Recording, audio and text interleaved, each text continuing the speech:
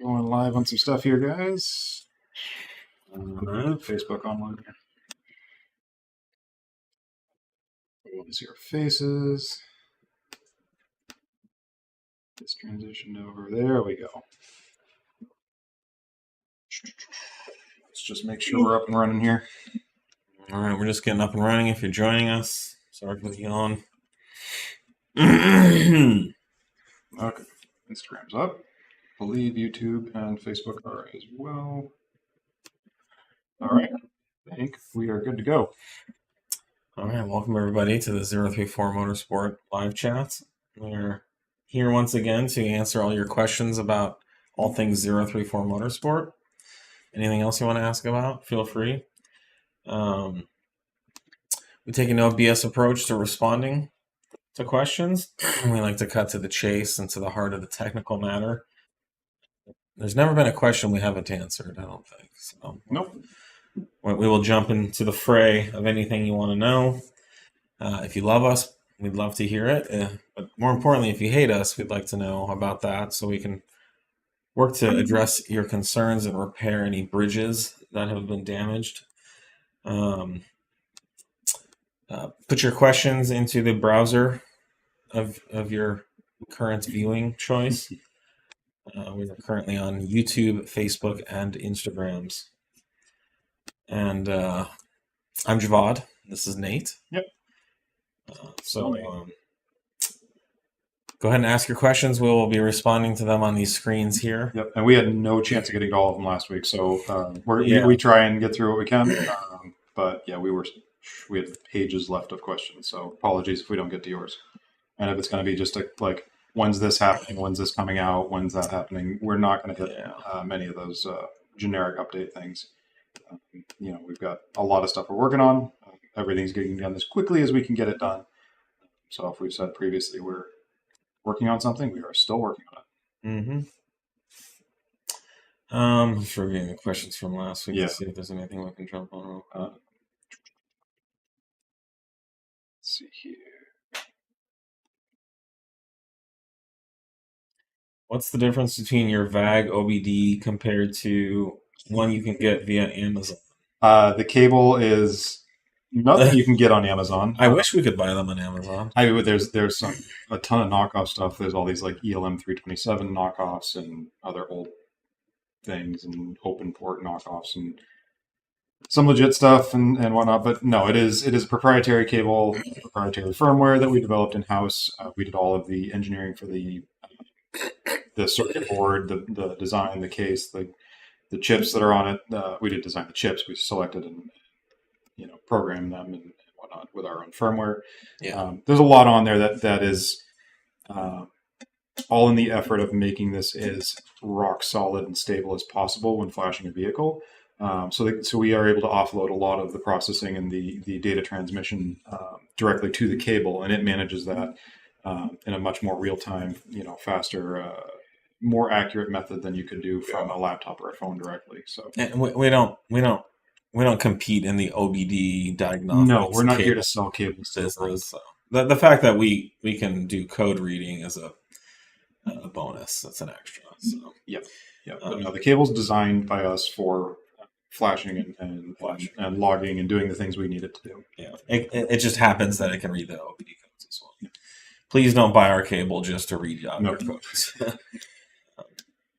It would be kind of silly because I think you could get one on Amazon for $20 or $30. So many options these days. All right, we got some questions coming in. Excited about the real-time monitoring features in your mobile app. Having this has saved me from finding another solution. I've been waiting to flash my B9 until I could see this data in real time. I'm a new 034 customer, stage 1, stage 2. If it was these weekly chats and dialogue that was a deciding factor for me rather than your competitors. Thank you for these weekly chats. Well, wonderful. We do them for a reason, and it's great to see that it matters to customers. And the feedback from us doing these has been tremendous. I think we also really enjoy doing them as well because it allows us to engage directly with customers and the customer base. As opposed to kind of being hidden behind multiple layers of marketing departments, staff, and customer service. And And I think it. I've explained this in the past that I'm very much the kind of person. I'm not afraid to go. If I say I'm going to do something, I'm not afraid to do it. I started building speakers, and I really enjoy speaker building, and so I went and entered competitions, and haven't been afraid to take what I do and put it in front of other people to evaluate. And the same thing with 034 in the past. We didn't only say we made the best parts, we went racing with them and we competed with them. Yeah, that's one thing I really miss about the magazine era was having those organized competitions and kind of to be on the same playing field with your competition. Most of our competition wouldn't even show up. Unfortunately, and so similarly, if we say we care about what you think and we're here to serve you, what better way than to be here live in front of you and serve you? So thank you for recognizing that. It means a lot. Someone says customer service response times and log review times have been great lately. Wonderful to hear. We've definitely done things internally to make improvements to that. Any plans to make PQ35 style coil packs? Heard mixed reviews about the APR ones and then providing more energy input. It is something we're looking into. I'll be honest. We haven't tested the PQ35 ones, but the MQB coils we actually did test the APR coils, and they're not an upgrade. They're basically a stock replacement, possibly slightly worse. So they do ingest more power, more current. They're less efficient. They use more energy and output less current. They're different colors. That's the entire point. I just installed 91 octane low torque in my 2023 Golf R, and it drives awesome. Your page lists true launch control. Can you explain the difference between stock launch control and does it activate the same? It activates the same. There's no difference in the activation. We do work on the launch control strategies. On those cars, it's more based in the transmission, but there are some interactions on the ECU side that will either let you enable true launch control, and there's some other strategies as far as boost and load controls and preloading and whatnot that are there in the launch control system. Yes. Why doesn't 034 develop a coolant pump to pair with a heat exchanger for the 3.0 T platform? There's some drop-ins that are really good out there right now. The CWA 100 is basically a drop-in, and that's what a lot of people end up going with. And it's not generally the rate of flow at that point that is the problem for the heat shedding. It's the intercooler bricks. So, going, and we've tested. I had like some bilge pumps I was testing or whatever. Well, I can't even remember where they came from for a while, and didn't notice enough of a difference to make it worthwhile. Yeah, there is. When you're talking about a system like an intercooling system, there are various components that contribute to the overall cooling function or performance, and each component contributes a certain amount to the final outcome. Okay, this is sort of like the weakest link idea, that a chain is only as strong as its weakest link. So let's say you have a chain with 4 links in it, and there's the heat exchangers and the supercharger. There's the heat exchanger in the front of the car. There's the coolant pump. Maybe there's the coolant reservoir, the capacity of the coolant in the system. Those are the 4 links. And you can make 3 of those links infinitely strong, but the system is only ever going to perform as well as the weakest link. And so in these platforms, in the 3.0 T supercharged platform, by far the biggest, weakest link in the cooling system are the bricks inside the intercooler, because you cannot make those bigger. So people make bigger heat exchangers, which helps up to a certain point. People upgrade the pump, which helps up to a certain point. You could even put a huge coolant reservoir in, which again helps up to a certain point. But if those heat exchangers cannot pull enough heat out of the charge after everything else has been optimized, then they're now contributing to the lack of cooling capacity in the system. And again, the biggest issue isn't, can you go bigger than a CWA 100? Yes. Does it help cool anything more? No. So, that's the problem. Oh, we just got woofed. Yep. All right, welcome. It's okay. You can woof whenever you'd like because of your job. No problem. What's the most wheel horsepower you have seen out of the 810 file? What's the most wheel horsepower you've seen out of the 720 file? According to our marketing department, it's 688 at the wheels and 661 torque. Well, that was on a dyno. We had another guy that was a local Mustang. We had another guy, same setup, did 714. We did. Okay, so that's on a Dynajet. We had, and it looks like another one at 670 wheel horsepower. So these things are all over the place, and that just shows kind of the variance in dynos, and all of those. It's okay. He's just asking what's the most we've seen. All of those are a good chunk higher than what we've measured and advertised, just for reference. But there's a lot of variance out there with dynos, which is why we always say it's a before and after tool. Yeah, there is no standardized 1 horsepower measuring system. You'd think there would be at this day and age. Yeah. Well, it would be really hard, right? You would need like an electric motor that you could install on the dyno. Right. They all need to be validated and calibrated. That puts out exactly 100.0 horsepower, and then you would calibrate it to that. And we don't have a way of calibrating dynos quite to that degree or accuracy. Well, there's also not a lot of interest for most shops to have a accurate reading dyno. They just want a dyno that makes customers happy a lot of the time. Yep. So the bigger the number, the happier you are. It doesn't generally matter if it's real or not. Yeah, and we have other clip outs if you guys want to go watch those about our thoughts about dynos and dyno numbers. And I think I had a very intelligent and well stated dick measuring analogy. Once maybe you guys can link it on there. Good morning. I think this is awesome. Great. Thank you. I have a 2018 Audi RS5 with DRC. I lowered it to a 0.8 of an inch with H&R. Now it feels uncomfortable.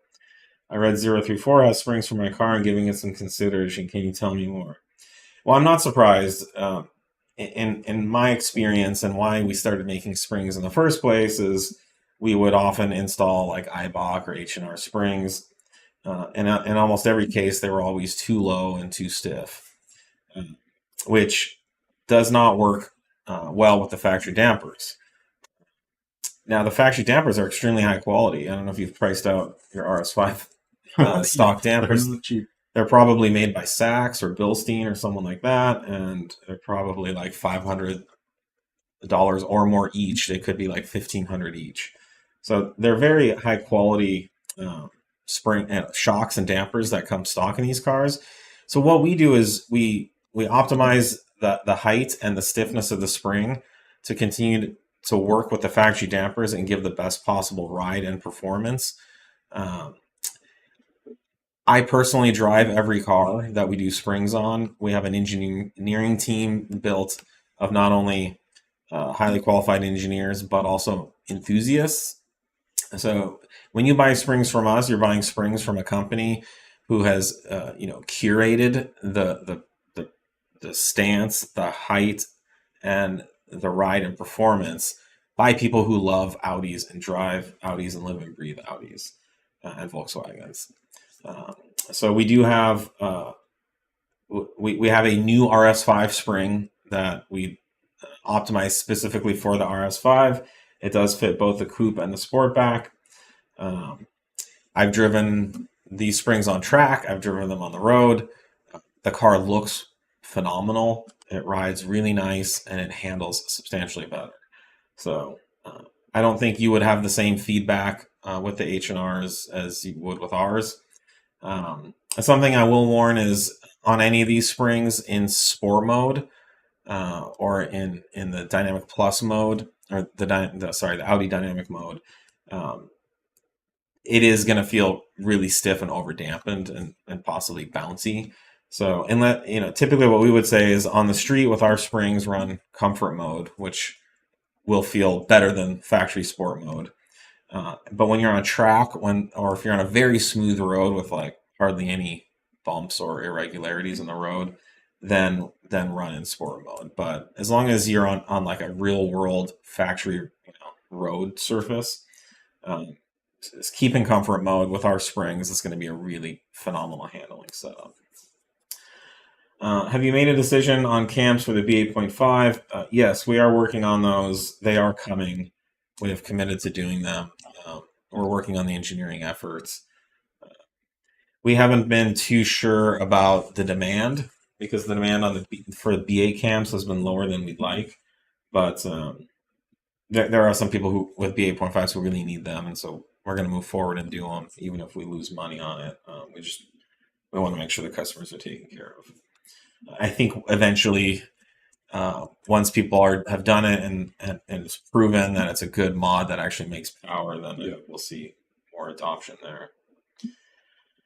Have you made a decision? Oh, sorry. Any update on 3.0 CREC tune? We have been working on the CREC calibrations quite a bit. The specific issue here with the torque rolling off on launch and on some of the gear changes, we haven't solved that one yet. We believe it's in the TCU. We need to get a vehicle, a local vehicle, so we can actually get some proper data logging on the car and not have just a ton of back and forth. So that's kind of what we're waiting at the moment. But we have been working on those files quite a lot lately. Yeah. Hi, fellas. I'm not sure if you have seen the recent product from Integrated Engineering, the B9 SQ5 downpipe for $2,500. I was wondering your thoughts or opinion on the price. It's similar to your downpipe. Yes, I did see this. This is part of this trend where, tuners are releasing downpipes that are supposedly emissions legal or clean, and supposedly also have performance benefits, which I'm very, very skeptical of. There's really no free lunch. And so if your cat can meet factory emissions standards, it's probably not going to flow anymore, than the factory cat. They don't list a lot about the cat. They say it's somewhat problematic what they've done because they're saying that the cat will pass factory readiness, which means that they're basically stating that it's an emission legal upgrade. Nowhere on the page did it say that it's for racing use only. So it's not an actual certified. This is an illegal aftermarket cat that is being sold as a factory replacement with implied factory emissions compliance. It's not. So first off, anyone who is considering getting this, just know that it's not carb legal or anything, carb exempt or anything like that. And I think I'm skeptical that their performance claims are valid. So I think when it comes to racing cat upgrades, either commit to staying stock, factory and legal, in which case you have nothing to worry about driving on the street. You're gonna kind of commit or own the amount of power that you're capable of making, or if you've committed to racing use, then commit to that and do a good high flow cat like what we offer, which is going to be substantially cheaper and still very clean, but it's not factory legal or compliant to any emission standards that are currently for these cars. We will be we don't offer an SQ5 downpipe. We offer a standard, the B9 3.0 T, but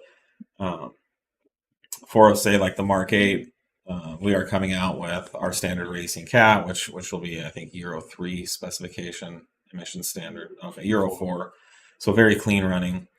But I was on Facebook and I saw a lot of people pushing back on the price and stuff. So if you want to upgrade your high flow cat, then I don't think that's a good route to go. But maybe they created some magical thing where they can make more power and run clean. Again, I'm skeptical. Best of luck to them or anyone that buys it. If you're an existing client, you have to pay for the app. How does the registration work? We will announce all details, but currently no. It will be a free. The mobile app will be free to anyone who is currently a tuning customer who has a valid current tuning account. But more details will be released. The questions I don't want to answer, we X out. That's what those X's are there for. Don't delete them. Just delete the whole thing. Again, we're not doing update questions. So if you're asking blatant update questions, we're probably not going to get to it because we have lots of good questions, like 30 good questions here we need to get to. Are there any fuel injector upgrades on the horizon for the B9 3.0T engines? Yes, there are. There are upgraded fuel injector options that we are working on that are substantially bigger than even the RS injectors, which are just like what 5-10% bigger. Oh no, they're quite a chunk bigger. The RS are? Yeah, more than 10%. Yeah, than the B8 S4 injector. Regardless, the ones we're working on are substantially bigger. Yep. Yeah. Adjustable rear lower control arm for the B9 S4. Yes, the stock already has an eccentric, but the turnbuckle would be sweet for a little more adjustment. The big issue with the B8 and B9 lower control arm. Well, this is the lower control arm. I don't know. We'd have to look into that. For the upper, there's a lot of forces on that lower arm where turnbuckle is kind of a bad idea because you're putting a bending action on that thread. Yeah, whether we would use a turnbuckle or not is beside the point. No, I'm not saying just in general. I know that for the upper adjustable arm, it's like 10-15 hours of labor. You have to drop over the subframe and all that in the way. But we don't get a lot of requests for the lower arms. I designed a huge big upper arm for the V8s way back in the day, and it was just it was a nightmare for installation. Didn't think anyone would want to do that. Having issues with fueling on my MK8 GTI. Have you heard of this from other MK8s? I don't think we have anybody with a. I just speaking off the cuff here, but I don't think we've had any fueling issues in our support queue. Yeah, I've never heard of anything. I mean, your car should be under warranty. I would say talk to the dealer. How many miles do your B9 vehicles have? I understand it doesn't translate to everyday miles, but more of a testing grueling miles. Any of them coming up on 75 or even 100,000 miles? I'd say Nick's SQ5. Nick's SQ5 is just about 100K right now. Yeah. It's been on a 710 for a lot of that. 97 on Nick's. Sean's has 40,000. We have various shop cars that are probably at least 50,000 miles. Yeah, the first one was 50, just about. Yeah, these are not low mile cars or easy miles. Yeah, you know what I mean? Yeah, I would multiply times 2 at least. Yeah. I want to say you guys make me very happy. I have my 2022 Cupra Leon with your 034 tune and bolts, and it makes 500 horsepower. Well, great to hear. That's cool. Yeah, you never know how tunes are going to be used and adopted out there. Yep. Yeah, we've done a good bit of rest of world porting lately too. It's gone really well. I got my SQ5 Lines MILF Hunter t-shirt last week. It's so soft. Great t-shirts. Awesome. Wow. You might say how soft MILFs are too. They're genuinely some of the softest things on earth. My B8.5 3.0T does not have the Audi Drive Select option. Any performance limitations going stage 1 tune? No, there's no performance limitations at all. Yeah. The raw performance numbers are going to be the same whether you've got the Drive Select or not. The only thing that changes is in some of the launch control selection. But that shouldn't matter because you can still put it in sport through the transmission, so that you should be just fine. As a person that is trying to get into a Mark 8 Golf R, is this a platform that may make it to 100,000 miles? Of course, with proper maintenance. Yes, of course. And let me put it this way: I can't think of any Volkswagen or Audi model ever that would make it to at least 200,000 or 300,000 miles. Of course, with proper maintenance. So 100,000 miles is like a brand new Volkswagen. They're good, well-built cars. Could they require a little bit more TLC? Sure. Can they have some random niggly issues? Yeah. Yes. They're certainly going through some teething stuff because they did a whole new infotainment and steering wheel and all that stuff is certainly got some teething issues they're sorting out now. But an infotainment system's not going to take a car. Not realistically. So the engines and drivetrains are solid in these cars. They're actually kind of bulletproof. Yeah, these are cars that many of them will be driving around, for 300,000 miles with 500 horsepower. So substantially tuned up from what the factory was. Any benefits of running a cooler thermostat on a supercharged 3.0T? Will this help intake air temps? The coolant, I mean, it'll help a little bit, but the coolant and the coolant circulating through the engine and the coolant circulating through your intercooler bricks are basically divorced stock. There's no really, there's not a direct correlation. The engine coolant is only shared in that it fills the loop for the supercharger, but it's not circulating through the same loop in any way. It's just kind of adjacent to it. Yeah, it's not going to really help that much. But if you're in warmer temps, then if there's a reason you need to lower your engine temperature, that'd be one thing. Okay, Sean, this person who's asking about ETAs, can you ask them what the acronym for ETA means? Just ask them. Before I respond, I'd like to know what they think ETA means. Yes, read it out. Someone has a question about ETAs, and it's not clear they understand what ETA is. So the first letter. I'd like to start with first letter means a lot. Rolling anti-lag B9 RS5. In early January, you guys mentioned it was being worked on. Never heard back on this one though, and would love it. Yep, there's a lot of stuff being worked on. Yeah, this is all part of our advanced launch control program, which is also being asked in here. How soon will the LLC be released? We don't have a date on how soon it will be released because we don't want to lie to you. No, we don't have a release date yet. I was wondering what you thought about the DSC Sport controller for the DCC suspension. If you tuned it at the track with springs with a 034 tune, it would be awesome. Yeah, we have not done much with those. We have one. It has potential. We can't say for sure that it does anything that you want. We're in a tricky spot there because we are generally at the track testing our equipment. So track days are, preciously few. Even though we're lucky we have a lot of tracks and a lot of time, we still try and optimize everything we can out of a track day. So that means we're there testing our own gear and our own parts.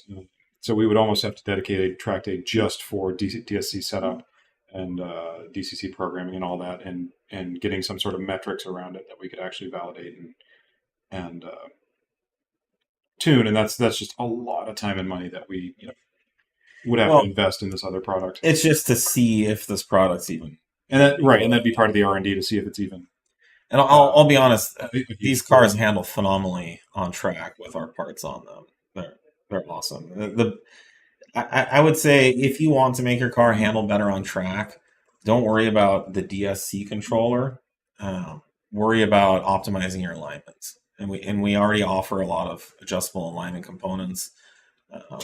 You will get much more out of that than playing with the damping controller. Any new community events coming up that y'all would be heading to? I don't think we have anything planned currently. Our Winterfest is coming in February. We just had Summerfest. We just had a Turn 8 event. It's not a public event, but yeah, if you're at SEMA, we will be. We don't have a booth this year. But no, we're doing less events than we used to, just because we can be really effective being here. Yeah, it responding, to you guys and our customers. So, and we've been able to grow and engage through social media and other avenues like that. And more and more people just like to enjoy their weekends and not be somewhere at some events.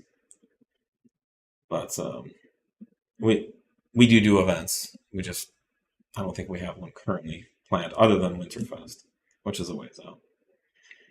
I want to go stage 1 on my B9 SQ5, but the rocker arm issue people have been having is making me think twice. Well, who's been having it? I mean, it's so rare. It has been popping up, but yes, it is still one of those rare. It's still probably under 3%. It's not really affect. Oh, it's not. There's power output doesn't affect.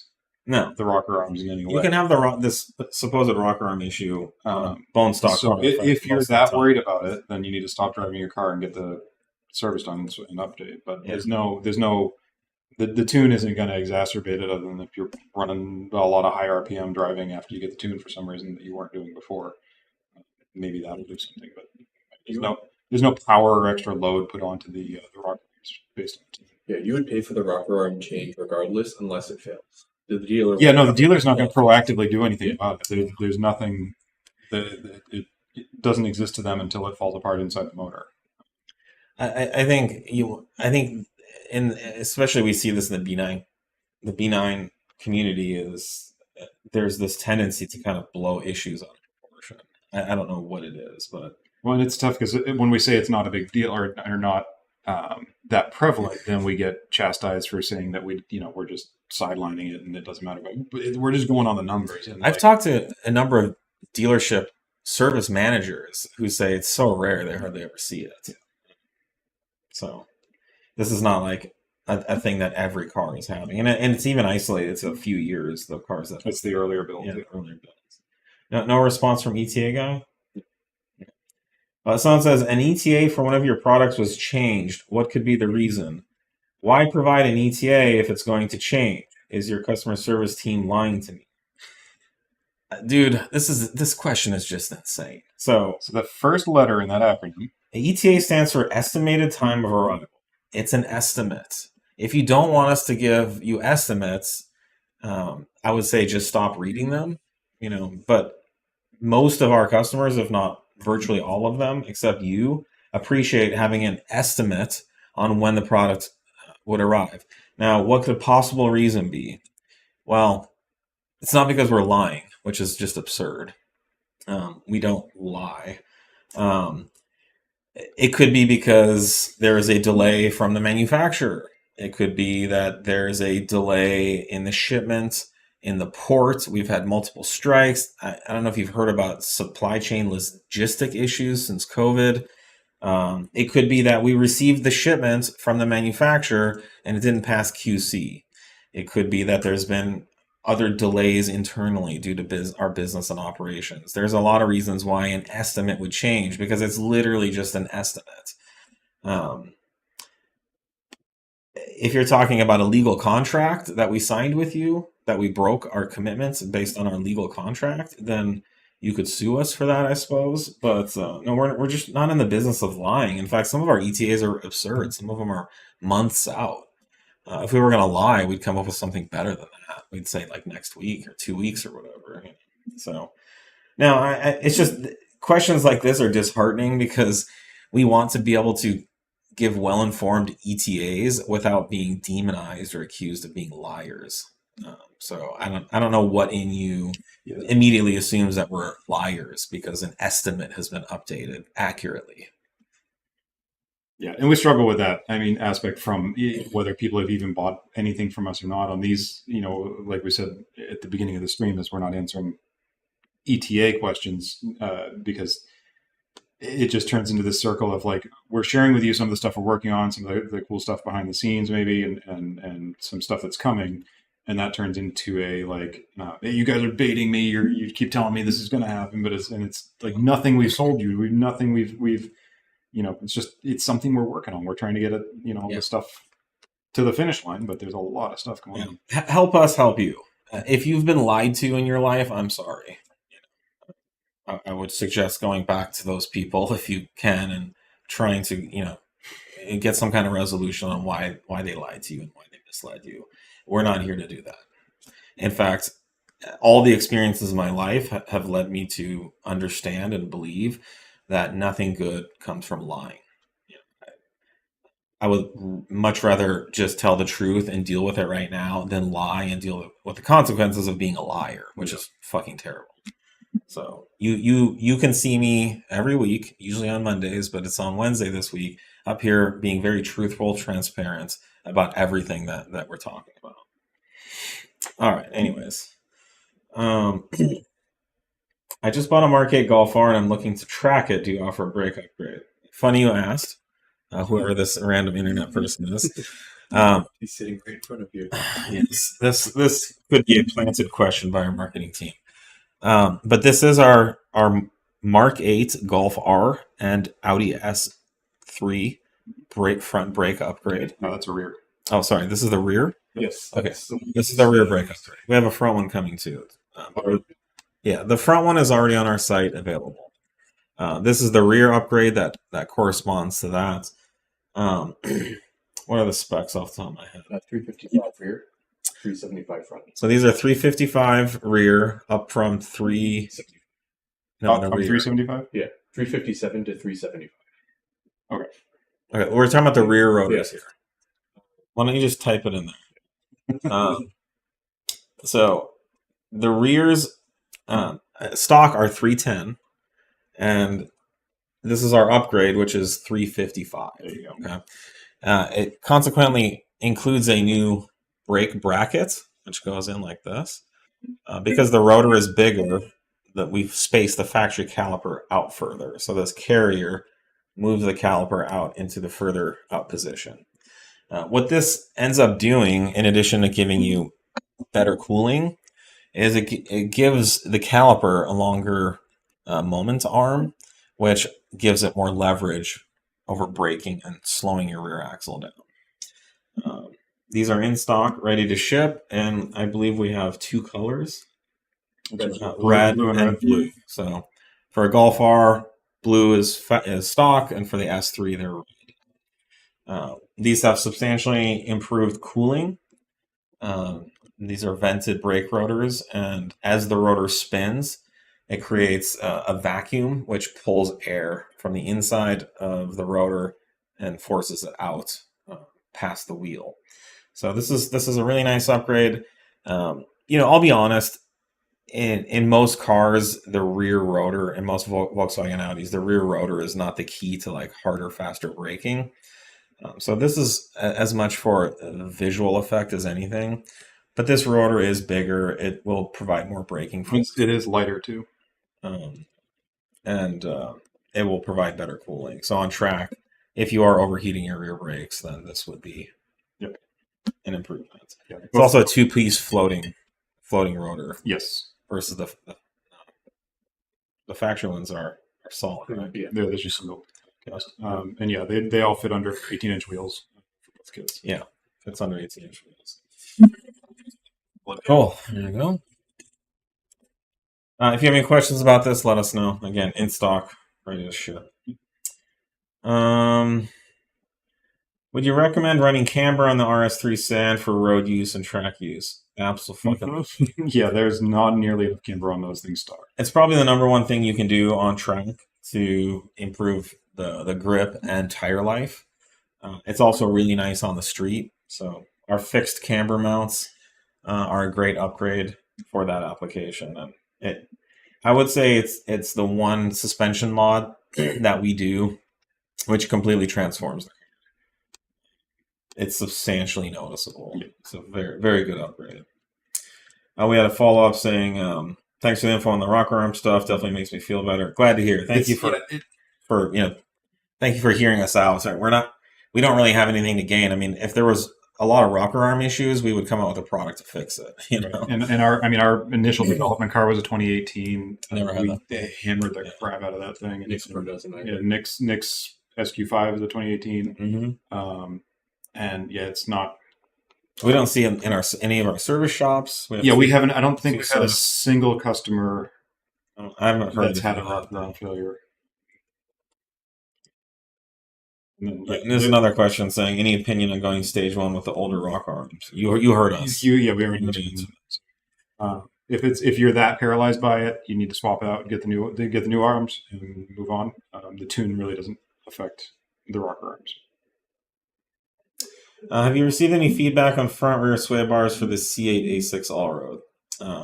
Marketing says someone on Audi Zine went from stock to S6 sway bars, full stiff, and absolutely loves it. And then local A6 All-Road customer has enjoyed running them on stiff stuff. Yeah, he's been running on full stiff. It's a really nice upgrade, especially for that application. It's not like lowering your car. It's not making the car stiffer or ride worse. It's really nice upgrade. We get really good feedback on all our sway bars. My B8.5 has a rusted crank pulley. Should I just go single pulley or replace on OEM and then add the pulley? You should just replace the whole thing with one of ours, assuming that you'd like to be tuned. Right. I would suggest any of our solid crank pulleys and get rid of that rubberized boat anchor. Actually, it's more of like a landmine. It's I guess the your crank Claymore. But yeah, it's if it's severely compromised with rust, that does get into the vulcanization between the inner and outer rings. And those things, when they come apart, can be all kinds of bad. I have a 034 rear sway bar on my Mark V Rabbit, and it seems the upper bushing mounts shift around. I have new OEM links installed. Is it because I don't have 034 end links to take out the tension? I'm not sure exactly what's being referred to here. I would strongly recommend running our end links with that sway bar. It's substantially stiffer. The stock links will come apart on those. So I would say upgrade to our end links, and you will have no more squishing of any kind. Yeah, but as far as bar movement, that shouldn't really be affected. So I'm not sure what it's referring to. what they were you're referring to there. It's a little vague. If the sway bar is moving around in its bushings, then that's not good. Like there's going to be some side to side movement. It can't be not side to side. There should never be lateral. Side to side, you'll get some. Side to side is okay, but if it's moving, radially inside the bushings, then that's not good. Oh, you're seeing the mounts shift around. I don't know what that means. Okay. And then he's talking about end links, so it sounds like he's talking about the rubber end links squishing around. Yeah, I'm not sure.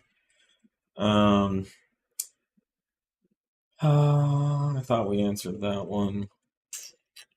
This one.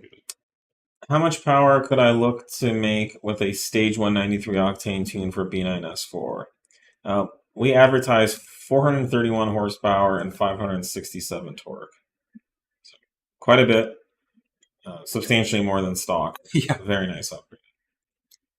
Do you guys do you guys get a discount for switching from one-time tune to you guys? Yes, we do have a tuning discount of 25%. Just shoot an email to contact@034motorsport.com. We'd love to set you up. We spend a lot of time swapping a lot of customers from other tunes, and the feedback is always great.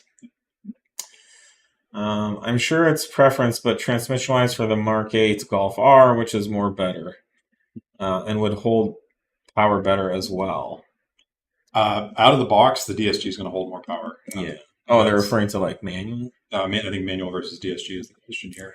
I'd 100% go DSG unless you just have some fetish for a manual transmission. Yeah. I mean, the brand new cars, we're still working on the TCU side of things. So there's that aspect to it, but there's just the benefit of driving a DSG. Yeah, the DSG is really hard to beat. Yeah. Again, if you have some qualitative preference for driving a manual transmission, and that really makes you happy, then no one's going to be able to argue with that. And the days of the manual transmission are numbered, so you may want to jump on that while you can. I'm just eating some popcorn while waiting for the next ETA questions. You guys trying to test your pause limits? Literally the question right below your question is do you have any updates or ETAs on this thing? So I don't mind ETAs. I just don't like being accused of lying.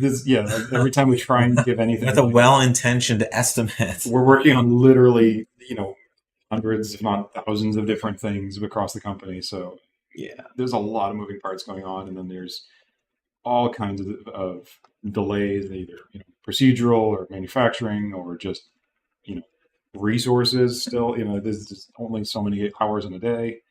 So it's an estimate. Yeah, it's only as good as like the guess that it's based on. So the fact that it changes should be really logical.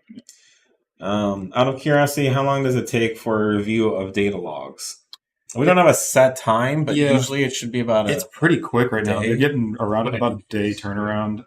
So I'd say right now we've set your expectations on 2 or 3 days. Yeah, it's going to depend if it's just like a health check, or if there's some issue we're trying to diagnose, and it's going to go to a more specialized team member. Mm-hmm. But we're working on getting more and more of our guys here tooled up to review more and more logs and more quickly. So that's just getting we have templates and software and stuff to help those reviews go as quickly as possible. Yeah.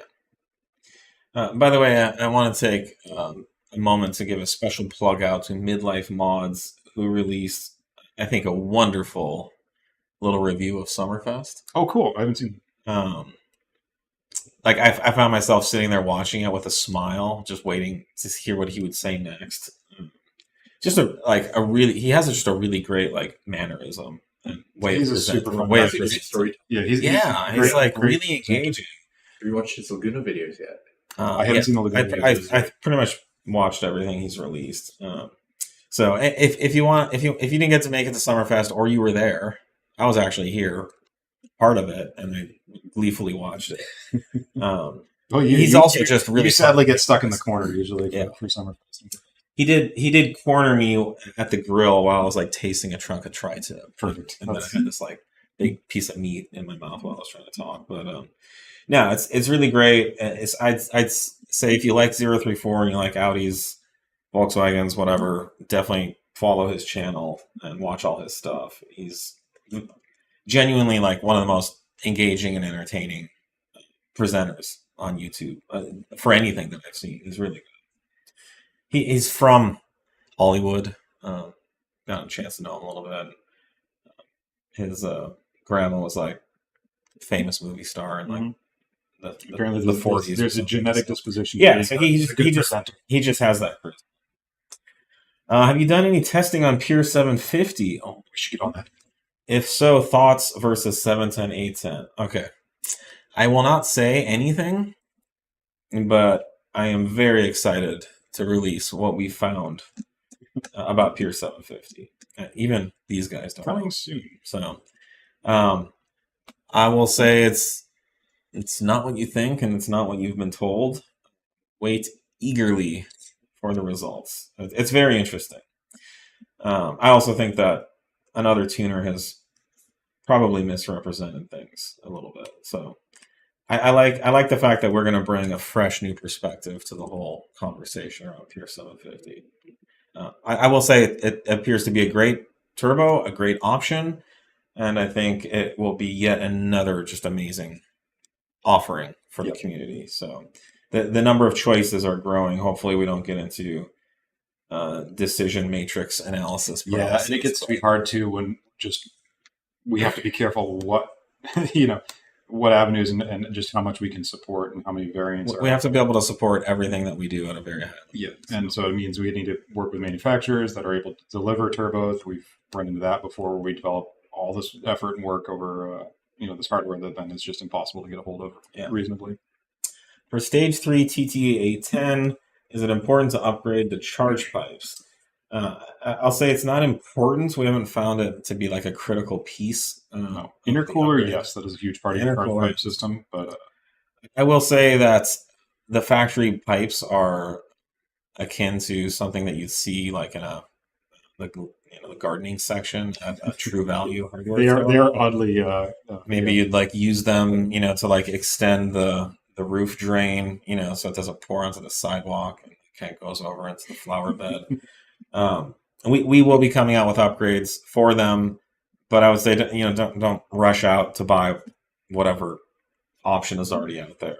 We'll come out with some nice stuff, and we'll make sure that it's what the right level of upgrade. Yeah, I'm trying to think if we've ever had a single issue with a stock set. I don't think so. Which I'm shocked. On track, or you could literally just grab it and squeeze it with your hand. Are you guys planning to release any ECU and TCU tunes for Audi A6 C8 and 4M.5 Q8? Yes, we are. We are working on 4M.5. We haven't locked in on. That's the newer, the 3-liter turbo motor. The 4M Q8, yes. The 4M Q8, we're already developing on that one. The A6 Q8. They only ever came with the 3-liter turbo. Oh, sorry. My Q7. My Q7. Oh, yeah. The Q8. Yes, we are also working on them. Yep. We have been working. Sorry, I saw. Don't ask it like when it's going to be released, but it's one of the many tunes that we're working.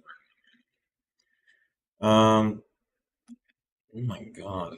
Do I have to run the low torque file, or am I? Oh, sorry. Do I have to run the low torque file, or am I able to run the high torque one? Everyone keeps giving me mixed reviews. We're going to need a little more context here. If this is for a MK8 GTI. Yeah.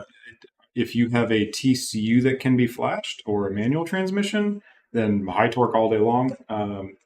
If you're on wait, manual transmission with stock clutch? Yeah, they've been fine. They have it, okay. Yeah, we haven't seen it. So as long as you have a manual transmission, you can run high torque. I haven't seen anything yet where at a stage 1 level these clutches have been notoriously bad. The Mark 7s certainly were much more flaky when you chip them and run the torque up. These seem to be holding a little better. And then if you can flash your TCU, if you're on a DSG, then you can run the high torque. But yeah, no, if it's manual transmission. So let's just when would you want to run low torque? I mean, if you have a sketchy clutch situation, but we haven't seen that yet. It was offered in the if you load the high torque in your manual and you feel a clutch slip, right? Yeah, if you and that can happen. People haven't been. Not that we've seen. We haven't had any reports of it yet.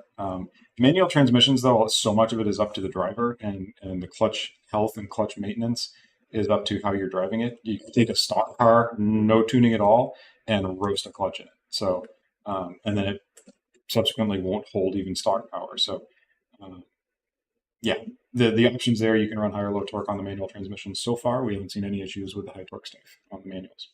So, sorry, you're looking for an answer, aren't you? Looking for an answer on low torque. I'm going to give you low torque for sure on non-tunable DSGs. Okay, that's basically it. Non-tunable DSGs run the low torque. If you have any concerns about your clutch, run the low torque. I'm going to give you another caveat as well. Is you can run the high torque on the DSG that's not tuned to, and it's just going to cap it. So, yeah, it's just there. Yeah. You can do it either way, any which way. So as Nate said, you can run high torque.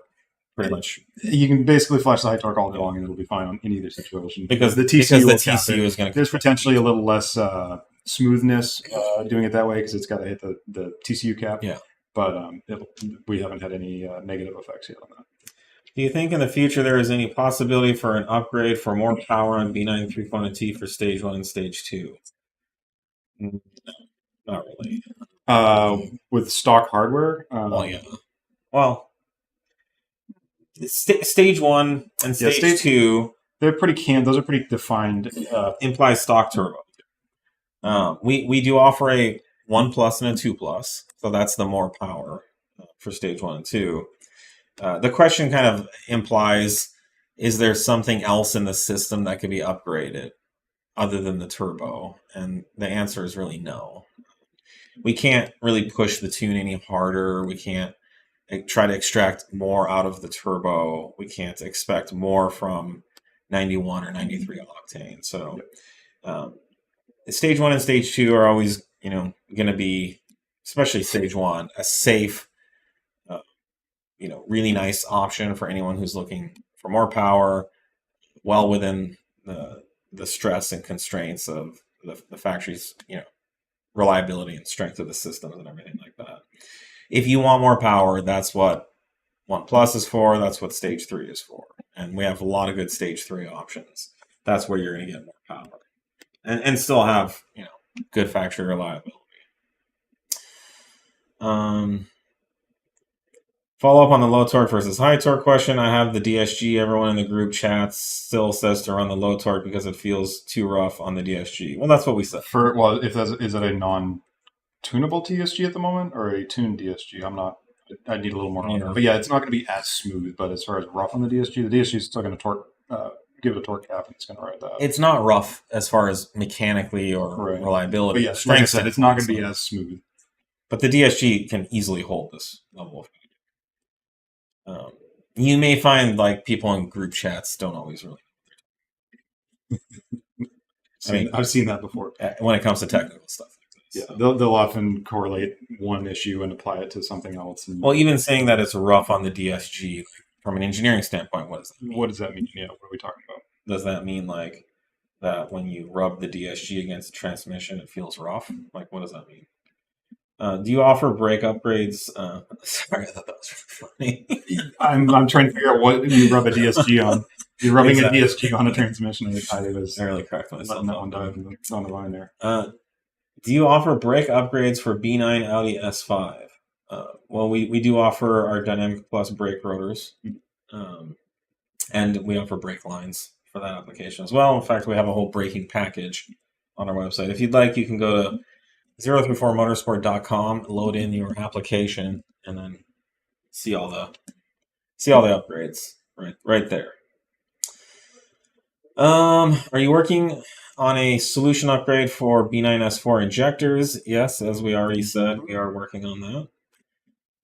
Any update on the Merc Racing supercharger for B8? Any numbers, product projected release dates? Working on it a lot right now. It's going really well. It's going well. It's not easy. The good news is it appears to be providing a level of flow that's requiring some pretty major changes to these. Yeah, this is all a bunch of housekeeping and behind the scenes stuff. There's quite a bit of work just getting the ECU and calibrations ready for this next level of mods. Expanding what the ECU is able to do for torque requests and mass airflow management and all that, because there's a number of mathematical limits you start bumping into that are really boring. But yeah, that's all been pushed out of the way, and we're working on calibration right now. We should hopefully know more soon. So we're a little keep you updated. Backed up on dyno time right now, so that's the raw dyno numbers are waiting right now, but most all the calibration work is in a really good place at the moment. Is 034's opinion on harmonic dampers? The crank pulley on the B8, B8.5 is also the damper. So I assume there's extra wear, but is it significant? We have never measured any significant or extra wear on these. We have no evidence that there's any additional wear, or that the factory damper is doing anything to increase longevity. The engineering in me says, there's probably some, but it's never been a metric we've seen. We've never seen bottom end components compromised. A lot of these, the harmonic balancer on the engine also affects the NVH of the vehicle. Mm-hmm. So, every motor has a harmonic at a certain RPM, where things in the motor, the resonances of different components kind of line up, especially the crankshaft, and you would get a resonance in the crankshaft. That will come across in the vehicle as NVH, which the motor mounts and transmission mounts have to attempt to overcome. And so that creates additional engineering challenges on the NVH side. So I'm not sure that any customer has ever said that they notice more NVH with their crank damper either, but it's not necessarily correct to assume that the factory crank damper is there for longevity or reliability of the engine. And there's multiple different reasons it could be there. It could be because Audi had a contract with some supplier that lasts for another 10 years, and they're committed to buying crank dampers from this company or something. We don't know. But there's no evidence that there's any reliability or longevity issue associated with going to our solid crank pulley. In fact, what we found is it's substantially more reliable. Because the factory pulley exploding kind of ruins the whole conversation. So it's actually more reliable. Anything we should jump on? If they need an upgraded throttle body for Stage 2 Plus on a B8, you don't need it. It is a bit of a restriction on 2 Plus, and 2 Plus is a pretty broad spectrum of what it could potentially be for pulley ratios and things. But make sure you've got a good intake on it for sure. That is a number one bigger fix.